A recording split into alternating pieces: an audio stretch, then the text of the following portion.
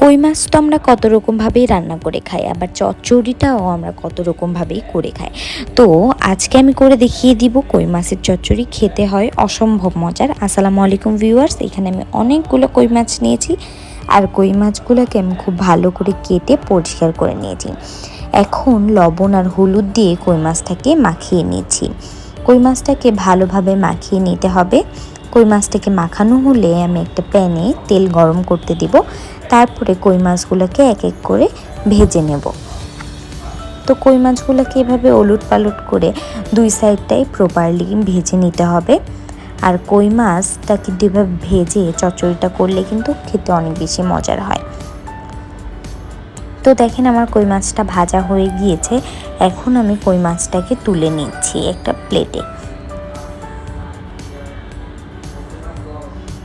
তো কই মাছটা তোলা হয়ে গিয়েছে। এখন একটা প্যানে তেল দিয়েছি, তার মধ্যে দিয়ে দিলাম পেঁয়াজ কুচি আর কাঁচামরিচ, তারপরে দিয়ে দিলাম আদা বাটা, রসুন বাটা, জিরা বাটা, ধনিয়ার গুঁড়া, শুকনো মরিচের গুঁড়া, হলুদের গুঁড়া আর স্বাদ মতন লবণ। মশলাগুলোকে কষিয়ে দিয়ে দিচ্ছি বেগুন আর আলু। বেগুন আর আলুটাকে আমি চিকন চিকন করে কেটে নিয়েছিলাম। বেগুন আর আলুটা দিয়ে মশলার সাথে ভালো করে একটু কিছুক্ষণ কষিয়ে নিচ্ছি। কষিয়ে নিয়ে আমি ঢাকনা দিয়ে ঢেকে দেবো। ঢাকনা দিয়ে ঢেকে দিচ্ছি বেগুন আর আলুটা সিদ্ধ হওয়ার জন্য। তো দেখেন বেগুন আর আলুটা অলমোস্ট সিদ্ধ হয়ে গিয়েছে। এখন ভেজে রাখা কই মাছগুলোকে দিয়ে দিচ্ছি। ভেজে রাখা কই মাছগুলোকে দিয়ে এপিট ওপিট ভালো করে নাড়াচাড়া দিয়ে আমি পানি দিয়ে দিচ্ছি। পানিটা দিয়ে আলতো হাতে নেড়ে আমি ঢাকনা দিয়ে ঢেকে রাখবো চচ্চড়িটা প্রপারলি হওয়ার জন্য। আর চচ্চড়িটা হওয়ার পরে দেখবেন কি তেলটা উঠে যায়, তখন বুঝবেন যে আসলে চচ্চড়িটা রেডি। তো দেখেন আমার কই মাছ, আলু এবং বেগুন দিয়ে চচ্চড়িটা রেডি, আর তেলটাও উঠে গিয়েছে।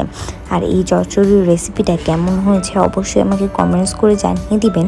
ভালো লাগলে একটা শেয়ার করে দিবেন। আর বাসায় অবশ্যই একবার হলেও এই কই মাছের আর বেগুন আলু দিয়ে চচ্চড়িটা তৈরি করে খাবেন। আপনার হাতটা চেটে পুটে খেতে হবে, এটা এত বেশি মজার হয়।